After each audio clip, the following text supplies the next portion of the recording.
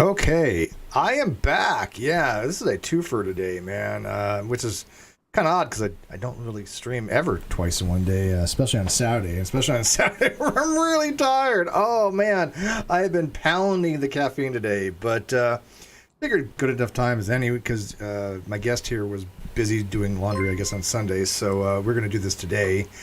Kind of just set up the discussion a little bit. This is a gentleman from Twitter who goes by the name, and I'm going to try to pronounce this right here.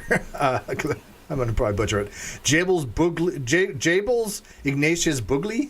The Ignacious part is just a joke for my audience over on some shows that I do. But yeah, just Jables Boogley. Because I know what Ignacious means. Ignacious means like to have ignition, but I did not know what the other words were, and I actually looked them up. Jables happens to be a term used for sticking your finger in your ass, and boogly is a term for what? I looked this up. Wait a minute. I'm not even kidding. Oh yeah, nutsack. Yeah. Really? Yeah. So translated it is stick your finger in your ass to have a fiery nutsack.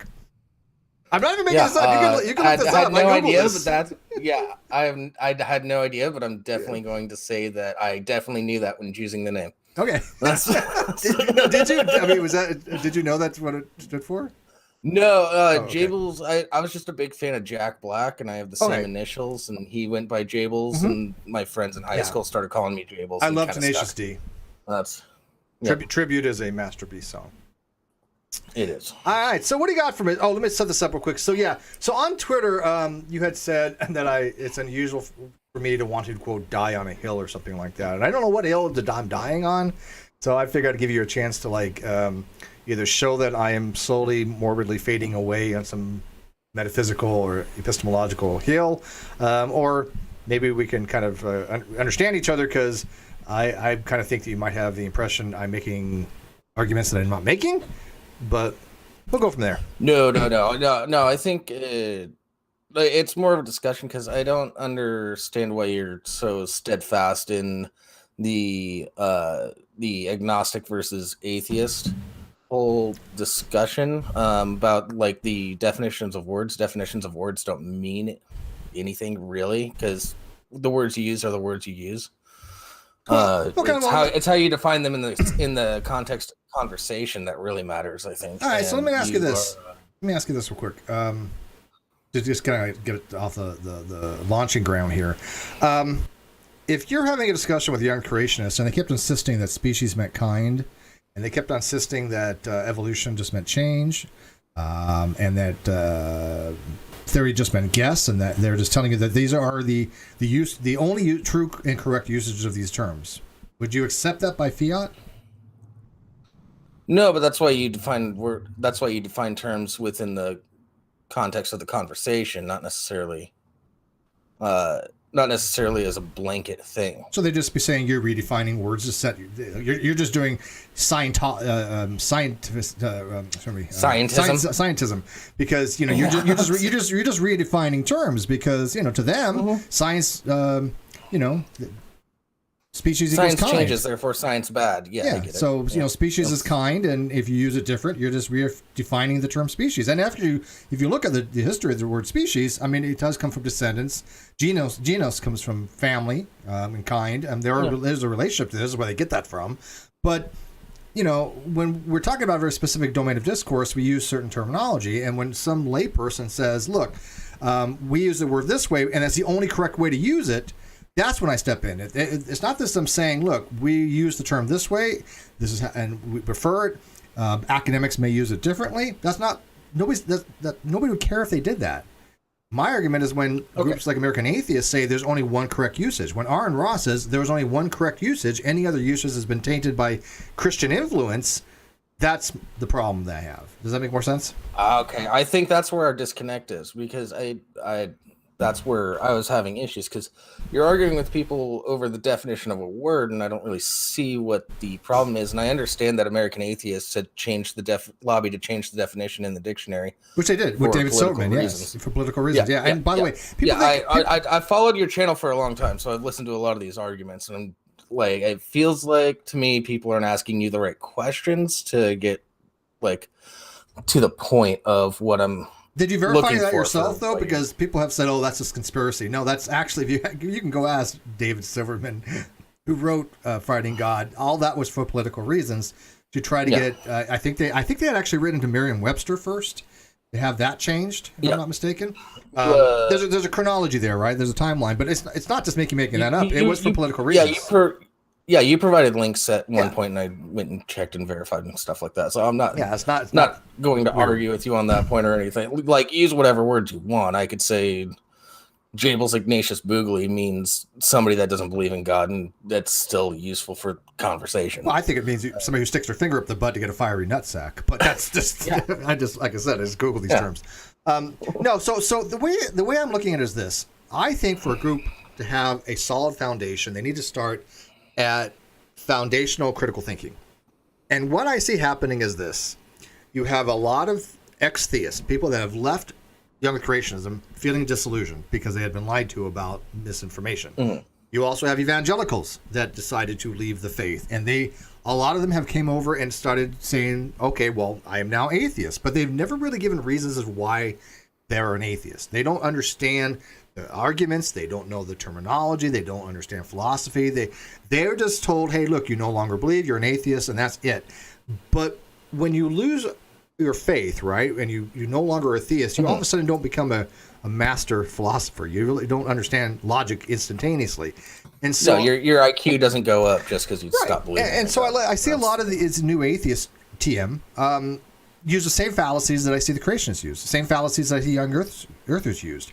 They do the exact same thing, and it makes sense, right? Because they haven't learned anything, they haven't grown in any way, and they're using the same deceitful argumentation that you'll see from a flat earther, and that's where I come in and say, look, no, you're doing the same thing that these other groups are doing. You're no different, and it's not a matter of what definition is correct, because there is no such thing as a correct definition. There is whatever is usage.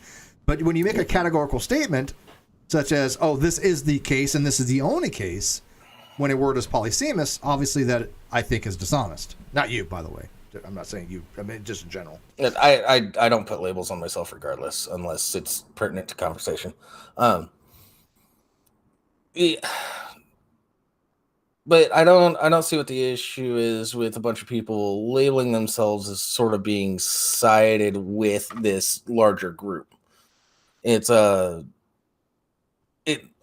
argumentation, sure, I totally understand. People are dumb and they don't.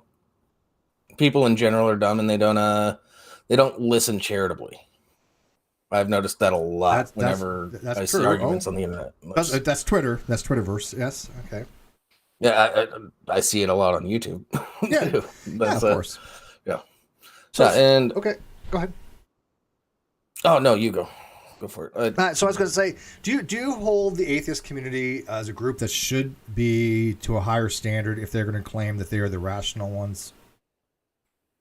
If they're going to claim that, yeah, okay. They should be held to a higher standard. But just because you identify with the community doesn't mean that you are claiming that you're a rational one. Totally agree. All right, so we're on the same page there. All right, so you have these groups, so like the American Atheist and the Atheist Community of Austin, that are putting out misinformation as opposed to saying, hey, look, this is how it is in philosophy. Generally, this is how we use it. That'd be totally different. They're not doing that, though.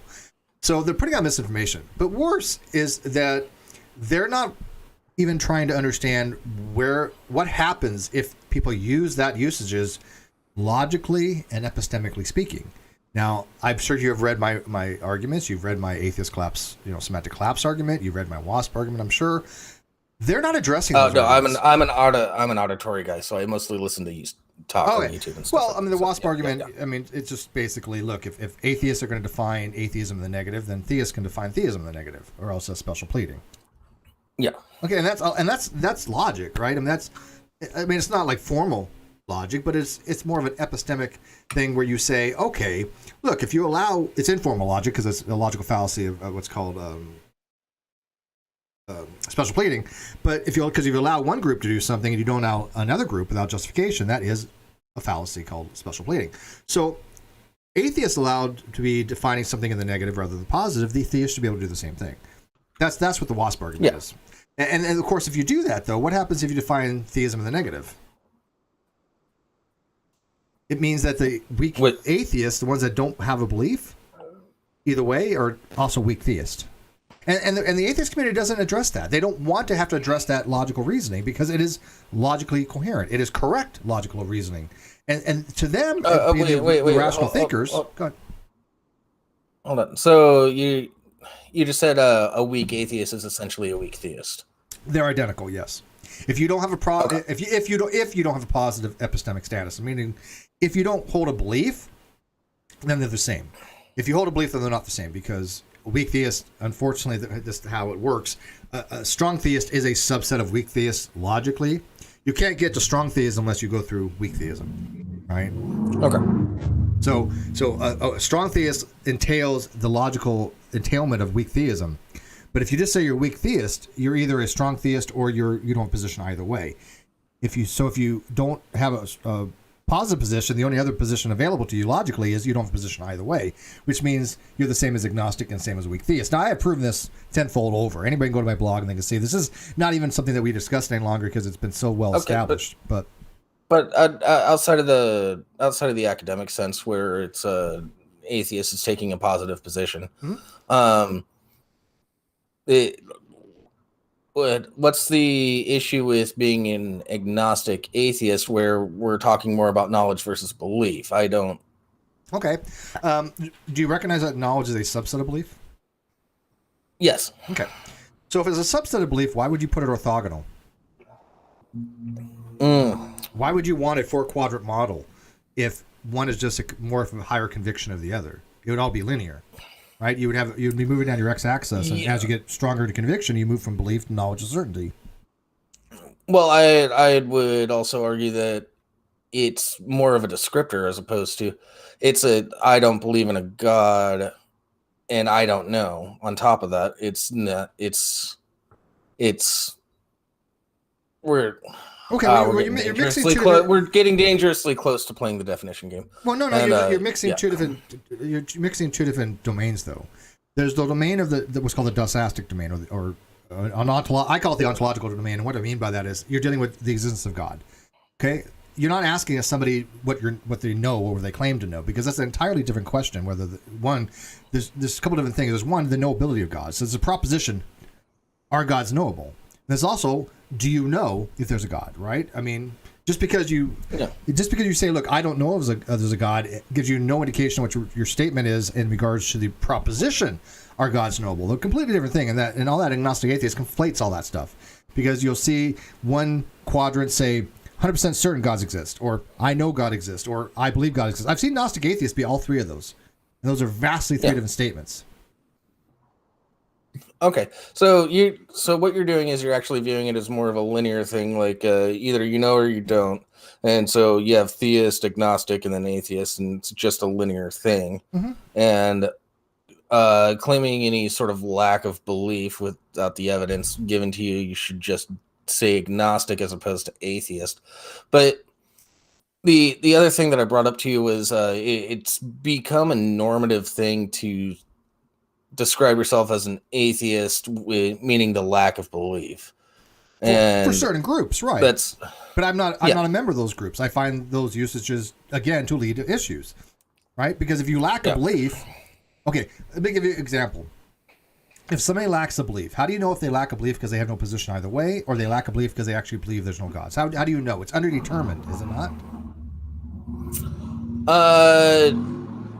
You'd have to. Yeah, you have to follow up. You have to ask them another question, right? Because it's ambiguous. Yeah, now you're getting stuck in. That's why I don't label myself, because there's too much baggage in labels. Well, labels are just supposed to give people a quick idea of your position, right? And unfortunately, these groups have watered them down to them being meaningless. And you run into these types of problems. It used to be if somebody said, "Hey, I'm an atheist," and you go to other countries, you go to many other countries, you say, "Hey, I'm an atheist." They interpret it as, "Oh, you think there's no gods," right? That's been changing over the last couple of decades. It started from a guy named Anthony Flew in 1972 when he wrote a paper called The Presumption of Atheism, and the new atheists have taken that and ran with that.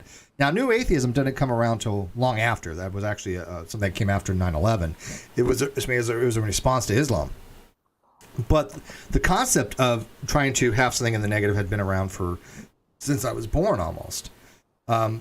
These newer atheists have latched onto that and said, oh, yeah, we want to go back. We want to do that now. We want to have atheism in the negative. But the problem with that, again, is if you say you just merely lack a belief and you are in the negative and you don't have a positive, you are still you're a weak theist as well.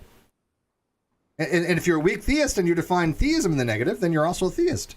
And now you have a person who's a theist, an atheist, and agnostic. So these labels mean nothing anymore. So would you say that you're a theist, atheist, and agnostic? No, because I don't use weakly defined terminology, right? This is I think yeah, but also making it more definitive is it is this thing, just a lack of belief. That's more of a precise way to use atheism. No, it's an imprecise way. No, never mind. Never mind. It's an imprecise way because it's ambiguous, right? Yeah. And plus, I'm eating my own words. What would happen if theists went around and they said, hey, look, what do you call me? Maybe call you Boogley? What? Just Jables. Jables. Okay. So if they said, hey, Jables, you don't have the belief that gods don't exist, therefore you're a theist, according to definition, right? If the dictionary reflected usages and theists went around saying, hey, look, we're going to say that anybody who doesn't have a positive belief that gods don't exist, and be positive as in the belief rather than the lack of belief. Making the assertion. Making the assertion, right? Assertions entail a belief for a sincere agent, okay? In other words, that if you're sincere and you assert something, you believe it, right? You're not lying. If I say the sky is blue, I have a sincerity factor there that I believe that as well, right? And so when a theist will say, hey, look, you're not asserting there are no gods, therefore you're a theist, because that's what the atheist is doing, right? The atheist is saying, hey, look, you're not asserting there's a God, therefore you're an atheist. The theist could do the same thing. You're not asserting there isn't a God, therefore you're a theist. They have the same game that they can play. Now, do they? Okay, so you're. It sounds like one of your biggest problems is that they are skirting responsibility of the burden of proof. Well, I think that's kind of one of the reasons they do it. I mean, there is for political reasons, but they have been told that atheists don't have the burden of proof. And matter of fact, the atheist community of Austin asked, do atheists have a burden of proof? And like 4,000 said no. And I'm like, so 4,000 people have said the position is not rational.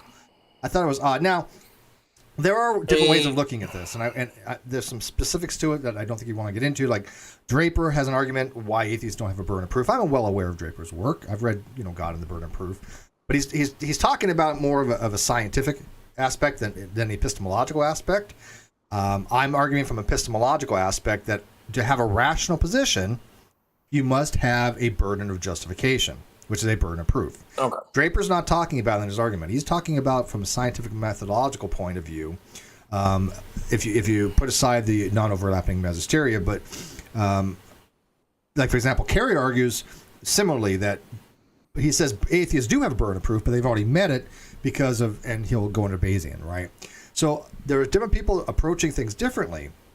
But I think if you asked any of them, to be rational, do you have to have some kind of reasons to have a position? I have never met a philosopher that says no to that. Yeah, so correct me if I'm wrong, but I will. You're essentially yeah. Oh, I know you will. That's why I like you. I'm just BS. Go ahead, man. Congrats on the court case too, by the way. Thank you, sir. Thank you. Yeah. So, are you essentially arguing that the atheist communities at large, the new atheists and all of them, they're essentially positioning themselves in a spot of argument from ignorance? Not necessarily. Like they don't know what can convince them, so therefore there's nothing that is. An argument from ignorance is when you say, I'm going to hold the position false because somebody has not demonstrated true, or vice versa, right? And I don't think necessarily they're doing that. That's kind of what I've seen some of them do that. Yeah. I have seen some of that. But I don't think that's... I'm not going to make that generalized. Yeah, I see a lot of it too. I saw it today on Twitter. Somebody actually literally said, hey, look, I see no evidence of gods, and I think all gods are BS until somebody proves that they exist. I'm like, that's really not a great justification. That's argumentium ad ignorantium, because you're saying I hold a position to be the case until it's proven otherwise, rather than saying I hold a position to be the case because I expect to see this type of evidence if gods exist. I'm not seeing this type of evidence, therefore gods don't exist. That'd be completely fine if you can justify what evidence that is, right? And so like what Matt Dillahunty does with I don't know what would convince me, but a god should know. You know? I get that too. I said the same thing. I would put it more like Sagan's approach for the demon haunted world, where he talks. I think it was Sagan, where he talks about an invisible elephant, and says, "Look, if there's an invisible elephant living in my garage, what would I expect to see? You know, it's scat everywhere and damage. If I'm not seeing that, then I could reasonably deduce there are no invisible element. That's fine." If you give reasons for why you think it's the case. If gods exist, I expect to see this. And I do this too. If gods exist, and I've used this argument, if gods exist, I would expect things that have happened 2,000 years ago to happen now. If God wants to have a relationship with a non-believer through divine hiddenness, it's like why he's hiding himself from a non-resistant non-believer, why would he talk to people 2,000 years ago and do wonders and not have anything now? It's the argument from silence. It's a strong argument.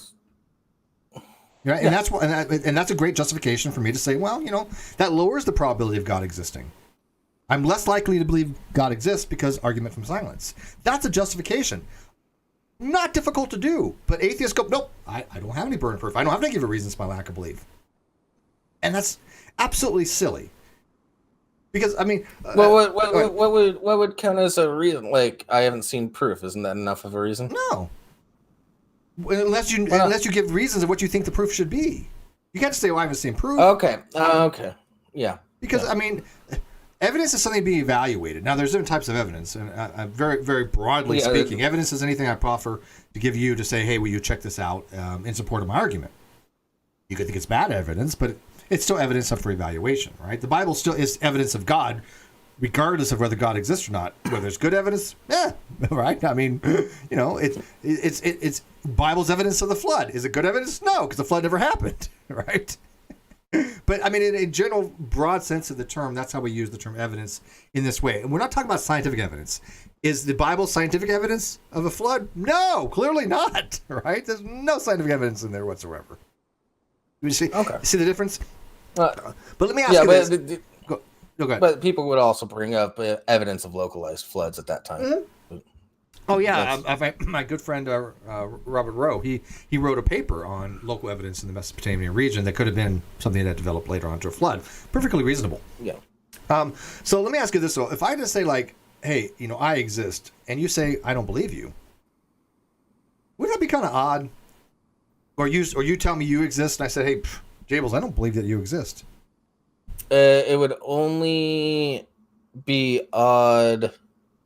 It wouldn't be odd if I was a solipsist, but that's very different. But the problem is there can only be one true solipsist, and I'm it. If I was a solipsist, if solipsism true, then I'm the only true solipsist, right? That's the problem. A problem with solipsism is there could only be one.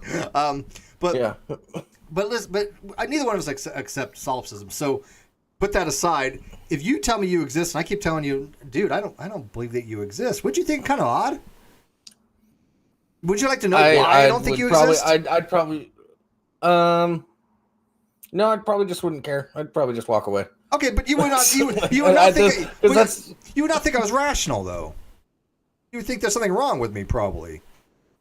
Well, no, because I'm aware of the whole solipsistic stance, so it's just like that's not a conversation I'd want to get into, and I just okay. How about something different? How about if I said, if you say, "Hey, Steve, the law of identity is A equals A," and I say, "I don't believe you. I don't believe A equals A." And by the way, I do have an atheist out there who doesn't think that corresponds with reality. It's really weird. But if I tell you I don't believe A equals A, do you think that's a rational position? Even though, clearly A equals A is a fundamental tenet of logic, right? It's a law of logic, principle of logic.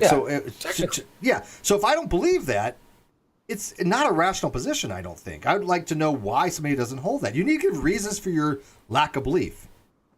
Because if not, it makes no sense to me. It'd be like, why does this guy not believe A equals A?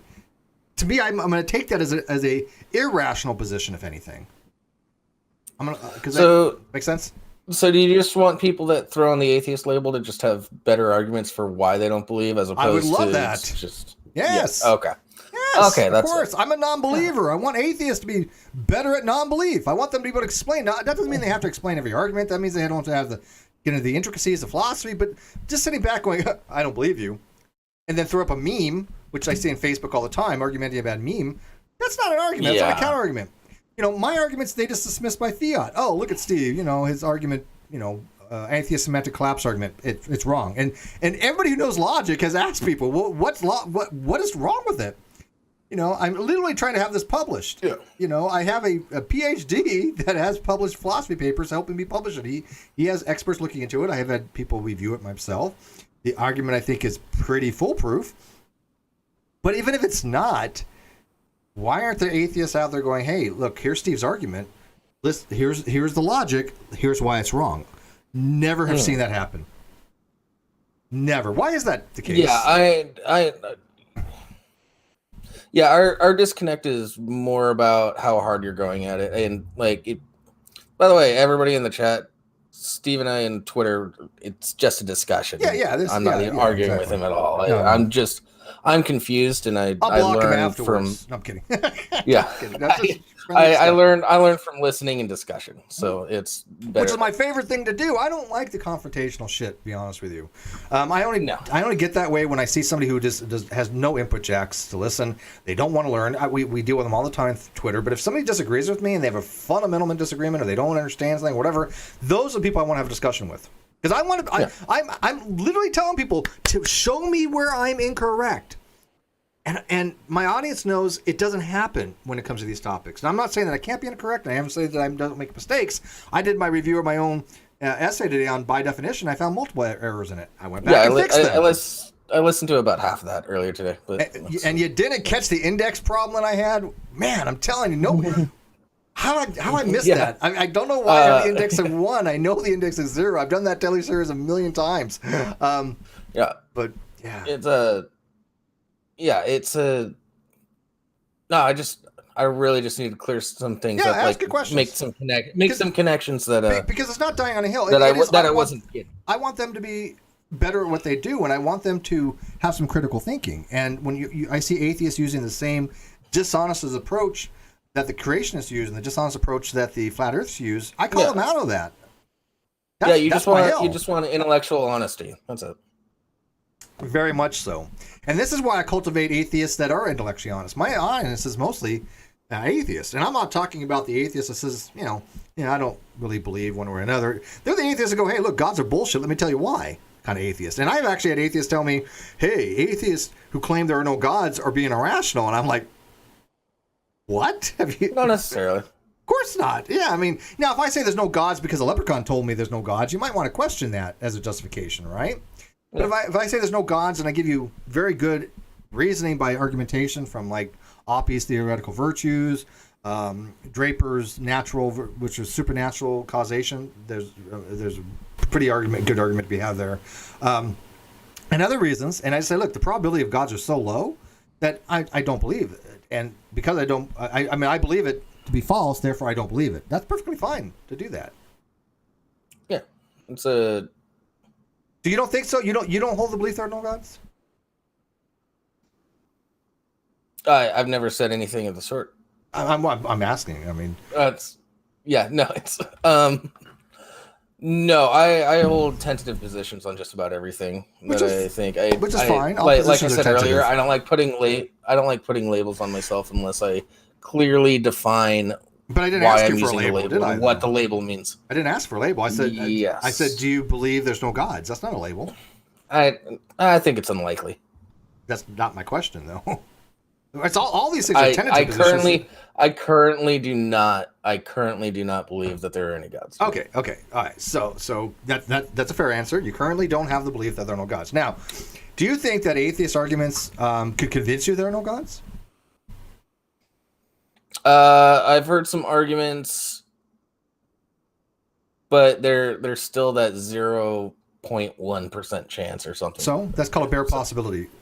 Bare possibilities are there's a countless number of bare possibilities. I mean, there's a bare possibility that I am thoroughly convinced that there are certain gods that do not exist, which is fine. Those are local gods, but we're talking about a godless universe. Like, for example, I don't want to get too much into possible world semantics, but if we're talking about possibilities, there is a logical possibility. I'm not talking about biological, but there's a logical possibility that right now, 5 seconds from now, flying pigs can fly out of my ass and start spitting out silver dollars. That is not illogical. I hate to break it to people out there. There's nothing illogical about that. Metaphysically, nomonologically, there's issues, obviously, right? But logically, there's nothing. That's not a logical impossibility. Because logical impossibility requires some kind of contradiction. There is no contradiction to be had there. You know, if I said, hey, in 5 seconds from now, pigs will fly out of my ass and not fly out of my ass, that's a logical impossibility. So, just because there's a bare possibility doesn't really give a good reason to have reservation towards something, right? I hold the proposition that pigs are going to fly out of my ass in 5 seconds from now to be false, even though there's a bare possibility it could be true logically. Unless it actually happened, which would be hilarious to happen on the stream. Oh man, dude, I'd hit that. I'd get 1 million subs. I guarantee it, man. I tell you what, you saw my ass, I'd probably get a good 100,000. I got a nice ass for my age. I ain't gonna even front, man. I should have my OnlyFans. You guys want that? Don't blame you though. But hey, you know what? The new hairstyle, never know. But think about that. Bare possibilities are just that. Who cares, right? I mean, and if you're wrong, you're wrong. I think a lot of people have a weird thing about not wanting to be wrong, which I get that. But if you're wrong, so what? Look, if you say, look, there are no gods, gods don't exist, and all of a sudden God came down, and you said, fuck, I'm wrong. Big deal. Yeah. I don't think any of my audience would give a damn that they're wrong if God came down and visited. They'd be like, I was wrong. Cool. Let's talk to God and ask some questions here, right? So what if you're wrong? Yeah, sorry, I'm probably being a little too careful about my language because I spend a lot of time arguing with people in Discord servers and stuff. I get it. And so I have to be very careful. Yes, I have to be very careful with my wording sometimes. No, I'm the same way, but you can be a little expressive here. I'm not trying to play a game of gotcha, and I'm not going to hold you to any of this. You change a position 5 minutes from now. I just want people to be coherent and consistent. And this is what I don't find from the Lactheist group, the New Atheist TM group, the ACA groups. They're not consistent. They apply one standard in one way and one standard another way. Well, I've been consistent across the board, and then they're telling me that I'm wrong.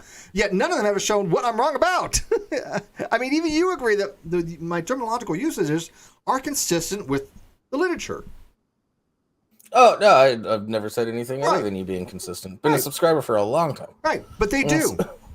Go ask some of them. They're like, oh, now not all of them. There's some admins for the ACA that know that I'm correct, but they're like, yeah, well, we know you're right, but we're not going to talk about that on air. Oh, okay. Yeah. But, yeah, there are some people out there that don't understand the topics that just say by fiat. I have one today on Twitter. It's like, Steve, you're absolutely wrong. Gnosticism, is strictly about knowledge. And I try to explain to them the terminological use as far as like the not believing either way. Other people try to explain them. I cited numerous things. I cited logic. They blocked me after not citing a single argument or single citation. Not a single bit of logic did they put in their tweet. And then they went later on. People were retweeting this, behind a block, but they were showing that this person was saying, oh, I ran across these people today that didn't know anything about atheism and thought they knew about logic. This guy didn't know the first things about logic. Nothing. And yet we were the ones giving citations, and yet we're the ones that's wrong. It boggles my mind when that kind of argumentation that the New Atheist TM are using is exactly what I see from flat earthers. Exactly. They'll be like, oh, look, you got a round earth. It's CGI. Okay, why? Oh, because it's CGI. You're lying to me. You don't know what you're talking about. Well, technically, it is a computer-generated image because it's a compilation of images. This is totally CGI. But the Earth is still around, right? They're like, oh, that's my favorite one is when they say that's a composite. I'm like, yeah, it's still an image though. It's an image about the images to make a composite are real images. Yeah, it's a collection of images. Yeah, sorry, I love that. I love when flat earthers say it's a composite. I'm like, do you not recognize that you're saying there's a composite is a collection of real images, right? My favorite one is pictures of the ocean and looking at the horizon. Saying there is no curve, but if you looked closely enough, you can actually see the difference from side to side.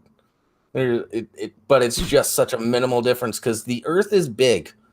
Yeah, well, I just like I've never seen a new atheist that really understands, atheism and Gnosticism. I've never seen a flat earther that understands scale. Yeah. And ratios. They don't get it. They just their minds don't process those kinds of things, right? But anyways, back on topics there. So because you're going to ask me, why I die on this hill, and I'm not dying on it. It is foundational to me. I think that I want them to understand these things. I just use the term dying on that hill because you just talk about it all the time. But don't atheists talk about atheism all the time? Don't theists talk about Christianity all the time? I mean, this is my hobby, philosophy. This is what I like to do. By the way, I talk about math and science as well. Yeah, you'd like my co-host Nick on that, probably. But does he do math or philosophy? Philosophy, homegrown philosophy, though. So that works.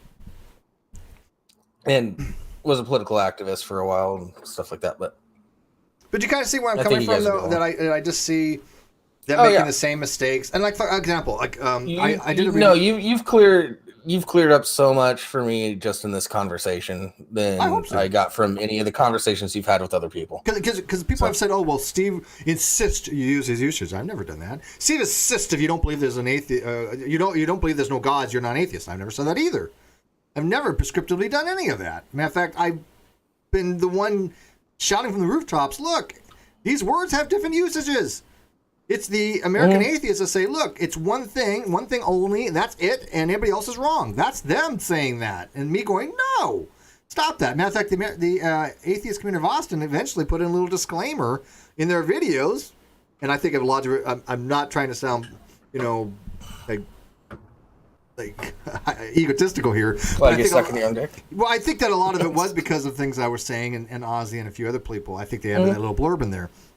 And because they're like, we the way we use atheism is, would include agnosticism, blah, blah, blah. And I don't think it really helps them from an honesty standpoint, but at least they're trying. They're still wrong because they're trying to assume, an entire group of people saying, oh, well, if you're agnostic, you're also atheist. Well, that's bullshit. We all know that's bullshit.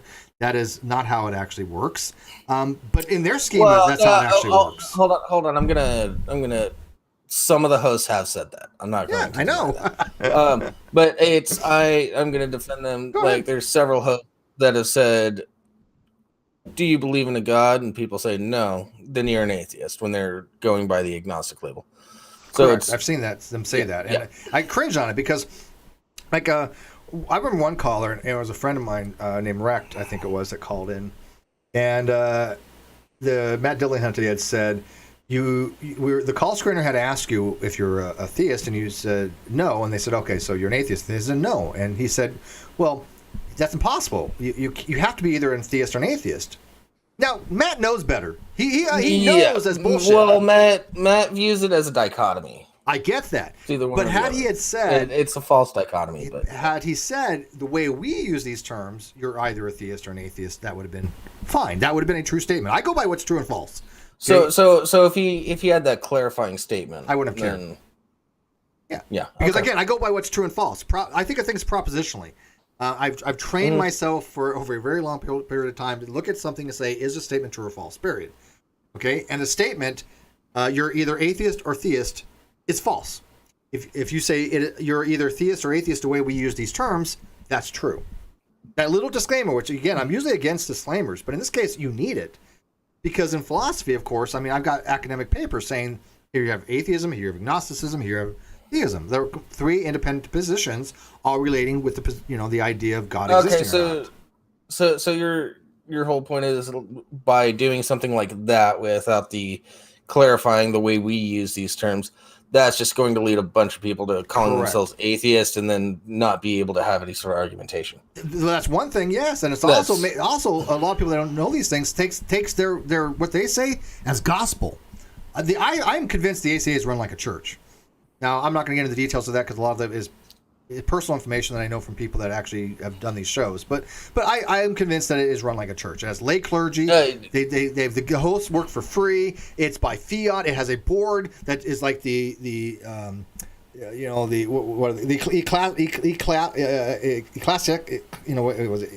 ecumenical, right? The ecclesiastic class. Yeah, right? well, I think they cleaned it up a lot when they had Stephen Woodford on Rationality See, Rules. I think they got worse. worse. And a shit. No, I think a shit ton of people left. They did, and shit more people are leaving. I don't know if Matt Dillahunty will be even around by the end of the year, but it's fracturing. I mean, it's again because it's a power dynamic in that group. It is just like a cult. They put too many extra ideologies in. Absolutely. So and look, there's a lot Tracy of people Harris left because they were like, "This isn't my type of atheism."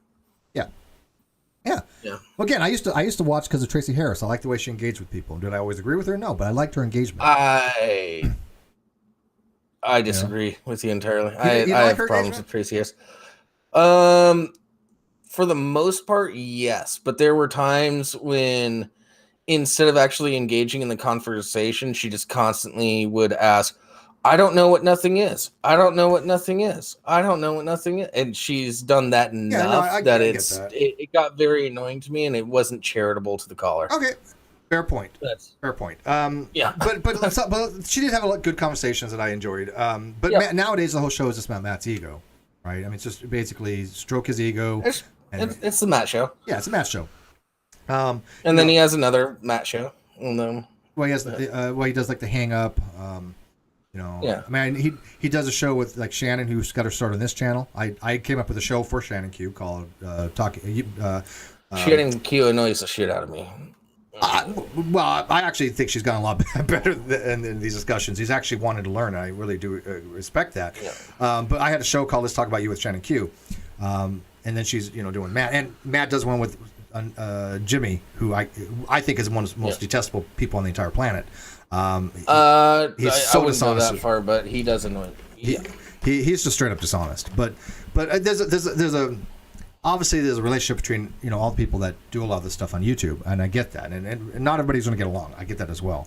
But I go by who's honest and who's dishonest. That's all I give a shit about. Who's telling the truth, who's lying, and who has some understandings and who doesn't. And that's it. That's all I can really deal with people.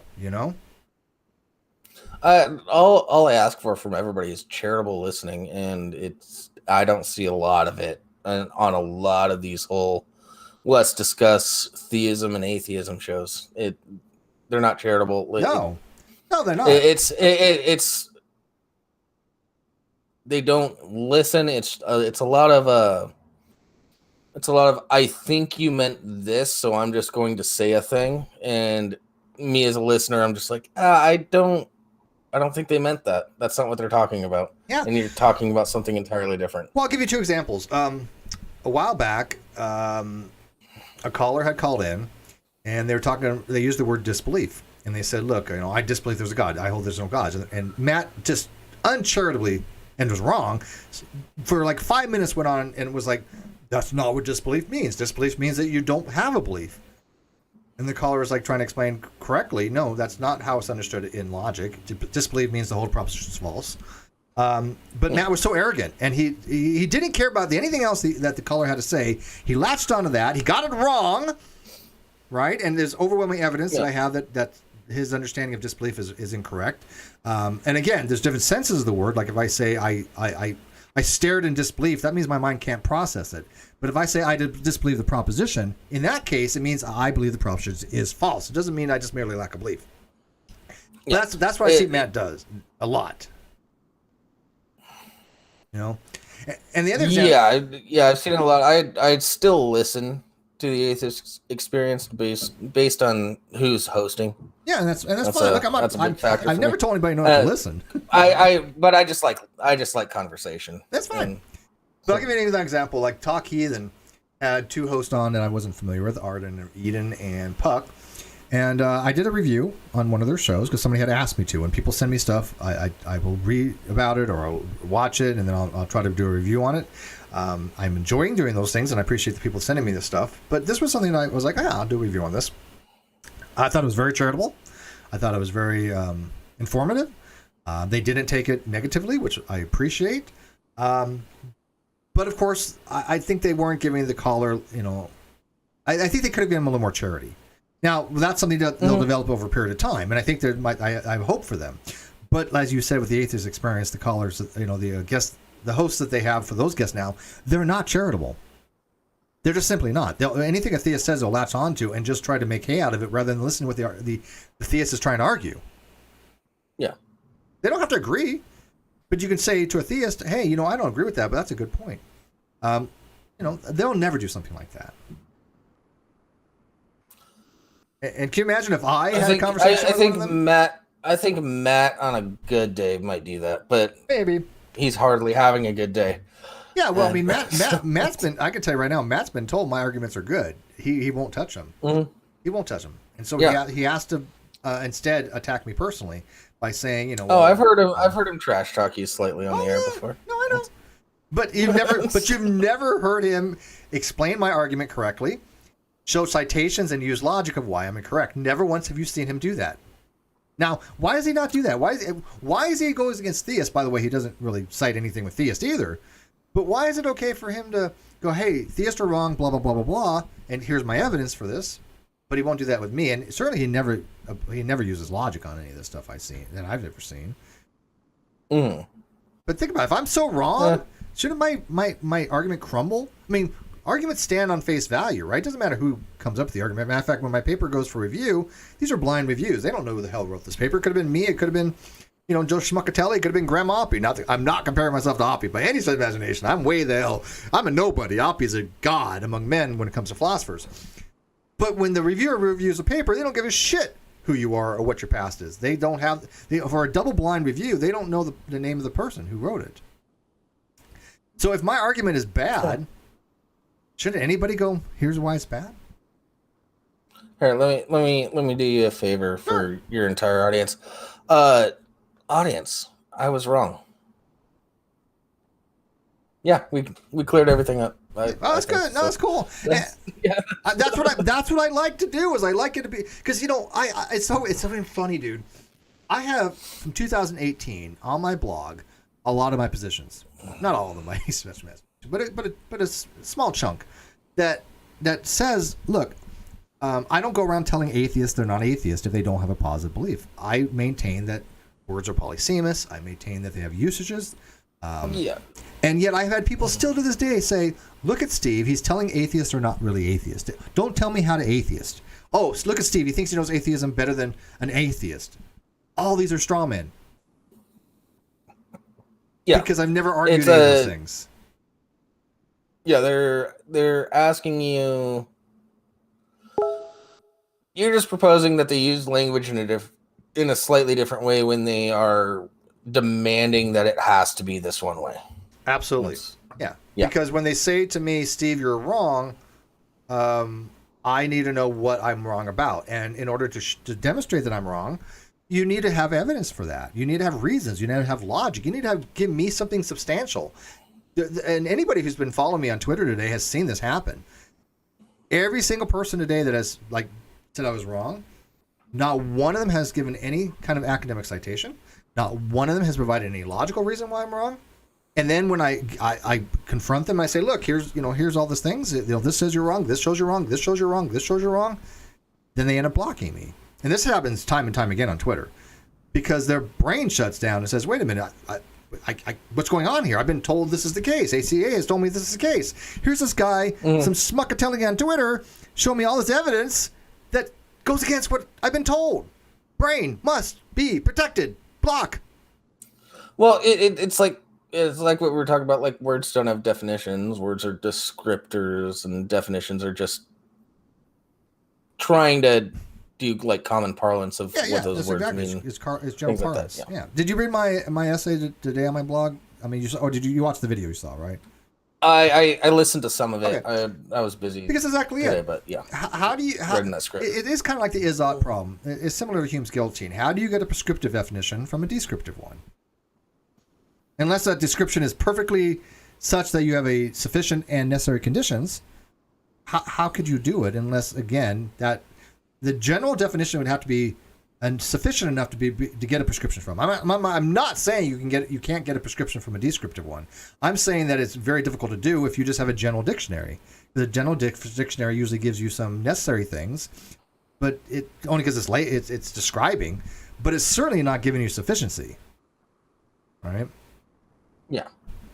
And so when I say atheists go, oh look, atheism, lack of belief. Here's the dictionary. I'm like, oh god, you're just killing me, man. I hate that too. I've seen people argue with you about that, and it's frustrating for me. Well, it should. You're a non-believer. I'm gonna pull a little tribalism here. One of the reasons I do this, you asked me why I'm so, on this hill, is I'm a non-believer. These people represent the same set that I'm in. You get lumped into the same group as them. Yes, and worse is I get called but a theist. That's the same reason. That's the same reason why I don't put labels on myself at all. Unless it's necessary for the conversation. Well, this is fine. The labels are, as you said, look, brass taxes.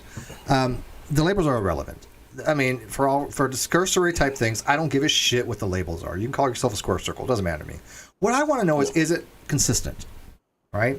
And so when he says, look, I don't have a belief God exists, I want to know if they have a belief that God does not exist. And they say no, then I'm not putting a label on them when I say they're agnostic on the proposition. I'm not calling them agnostic. I'm saying agnostic on the proposition, which is a logical term, right? Is literally a phrase to mean you don't have a position on that, right? So I'm not calling them agnostic. They don't see the nuances here, right? And a lot of things I say are very nuanced. I'm very precise and measured. Okay, so you're labeling their position more than labeling them. Yes, and you're one of the few people that seem to get the difference. It's a nuanced difference, but there is a difference there. Yeah. Right? Because you could explain it better. Well, you try in 280 characters at a time, right? But I mean, I totally get what you're saying. Is look, I need to be able to explain to people on Twitter. Look, there's a difference between saying, agnostic on the proposition and agnostic as a label, but I don't really even get that far 95% of the time. Because they're the next person who just says agnosticism is about knowledge, I'm probably going to just kill myself. I'm just done. Because they're so stuck on stupid where they think that that's the only usage, and they don't understand that they're in the epistemological domain and not what we're talking about. I'm not asking anybody about knowledge when we're talking about do you believe gods exist. I'm asking what is your position on God existing. I'm not asking if you know. I'm just asking your belief. That's it. And I can't even get that far with them, right? So it's frustrating because you see it. My audience sees it. Anybody that's on Twitter sees it, and it's just like that guy that blocked me today. I was like, this guy was a complete know-nothing. And then he goes around to his group people and say, look, man, I talked to these people and they thought they knew about atheism, and they didn't know anything about logic. And I'm like, really? I asked this guy, okay, here's the logic. Show me where it's wrong. Didn't get an answer. What is there to know about atheism, though? That's like... great question. Go read Oppie. Go read Draper. Go read Martin. Go read Malik. Go read Mackey. Go read Armstrong. Go read Sosa. Go read all these different wonderful papers that talk about atheism. It is a very, very rich topic about the history of the thing. Arguments for atheism, right? I mean, there's arguments for atheism just as much as there are arguments for theism, right? So there's a lot to understand about atheism. It's not just, I don't believe you. So, I mean, I would recommend reading a lot of those papers written by those people. They're wonderful papers. But when you ask an atheist, have you ever read a paper on it? No. Okay, then what makes you think you understand atheism? Oh, atheism is, what is there to know? It's not a position. It's not a proposition. It can't be true or false. It's a psychological state. And I'm like, okay, let's think about this. Okay. And so, Jables, I want you to think about this very, very specifically.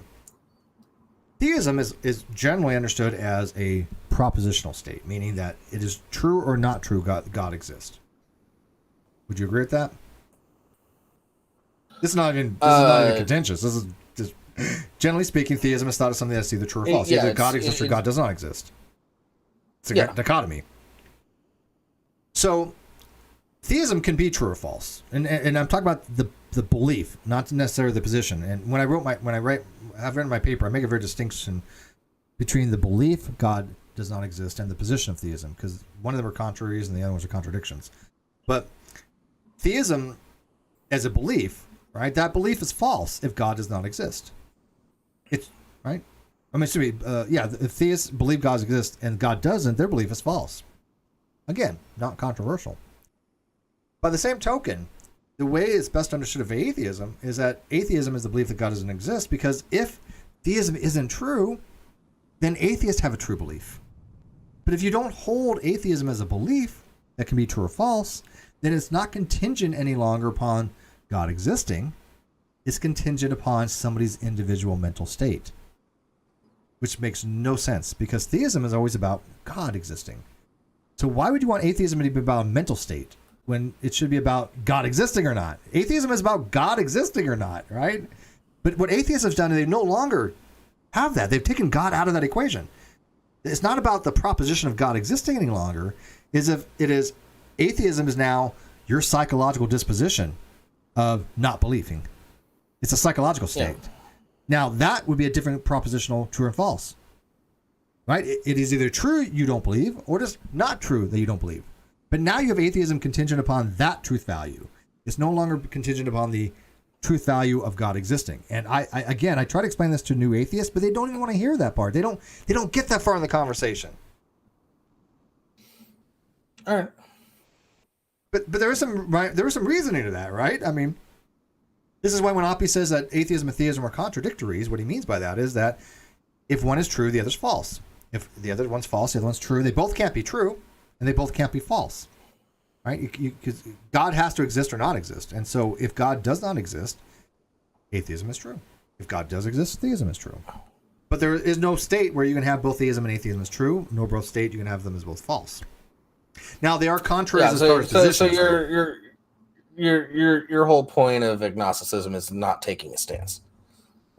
Yeah. I mean, when the lack of belief atheist says, "Look, I don't have a position either way. I'm an atheist," they're just labeling the agnostic position. Now, again, I try to explain to them why I think that's kind of silly, but I try to explain to them, "Look, you're a fence sitter just like me," and they say, "No, I'm not a fence sitter." I'm like, "Yes, you are a fence sitter. If you don't take if you don't take a strong position, and what I mean by strong is as a positive belief, you're fence sitting between two positions: the belief that God exists and belief that God doesn't exist.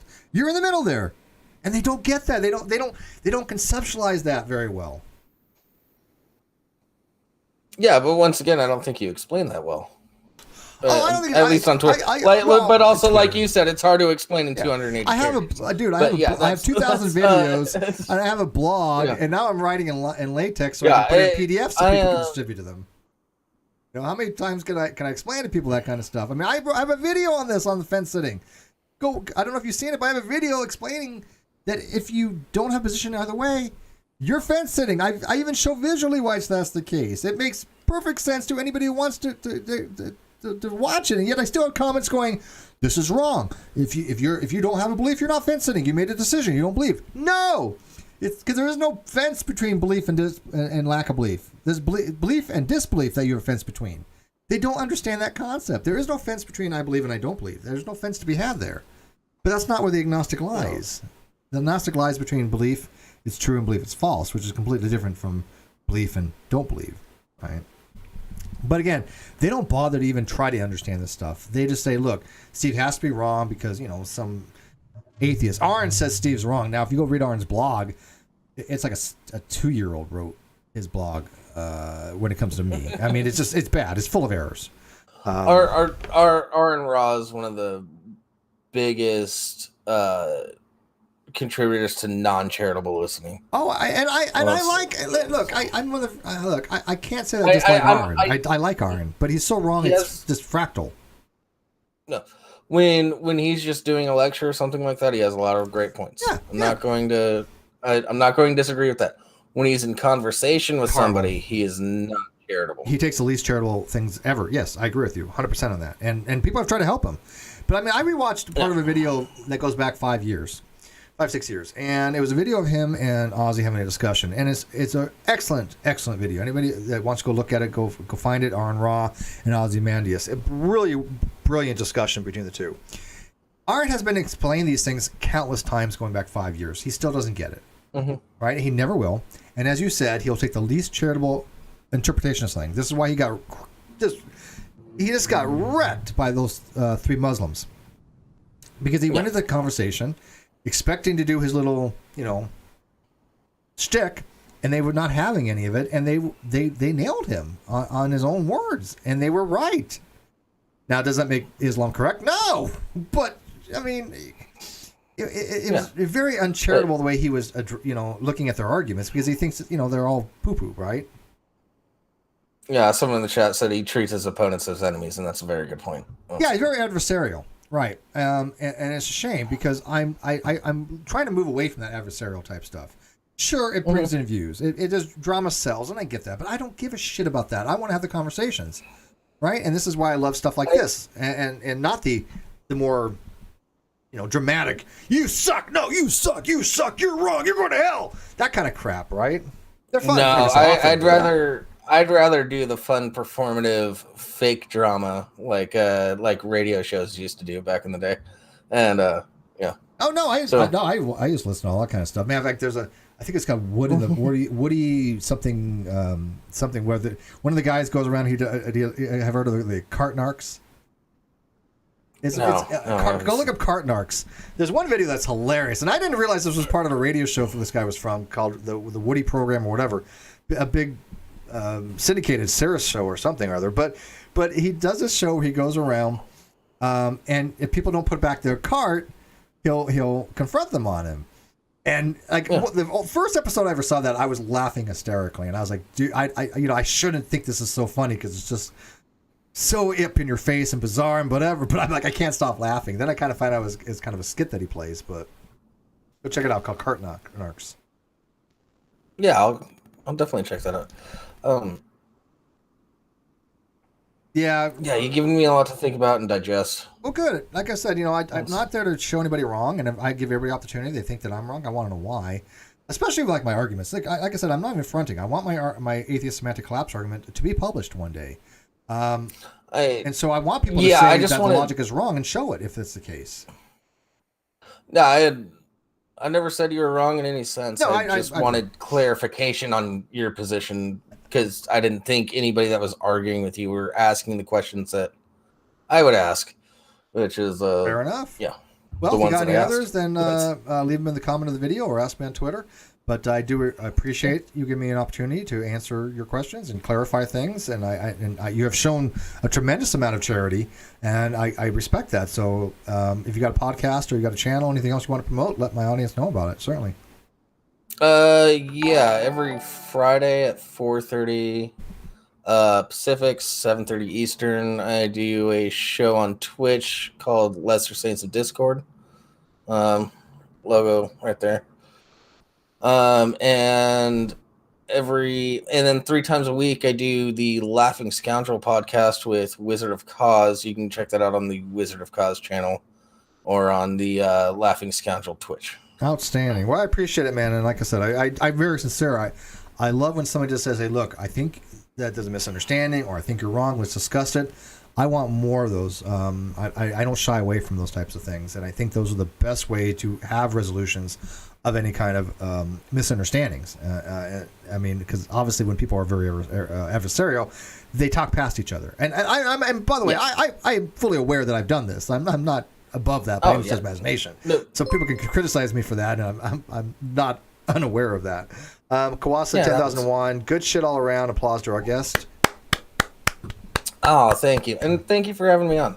I appreciate it, man. I do appreciate that. All right, guys, I'm taking tomorrow off. I think it's Sunday, and then we, unfortunately, on Monday, this is the second week in a row we're unable to do Judgment Call because I got a dental appointment, and I need to, people know I'm fastidious when it comes to that stuff, so I'm going to get that whole dental stuff done. Can't miss that. All right, guys. Good night.